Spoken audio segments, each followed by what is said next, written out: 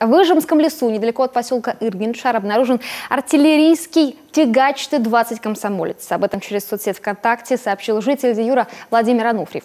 Машина, между прочим, времен Красной Армии. Общий вес 3,5 тонны. Возможно, этим ржавая махина привлекла местных безработных, которые собирают металл для сдачи на лом. И отдаем им должное, заодно очищают местность от хлама.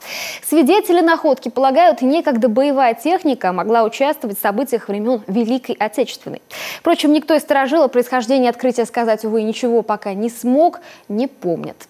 А вот так Т-20 выглядит на ходу. Это образец из коллекции Музея отечественной военной истории. Заметим, каждая такая модель когда-то выпускалась непосредственно в столице нашей Родины. Однако в августе 41-го производство прекратилось. Тягачи заменили на танки Т-40.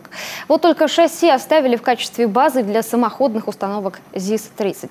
Кстати, основная часть комсомольцев оказалась потеряна в первые годы войны.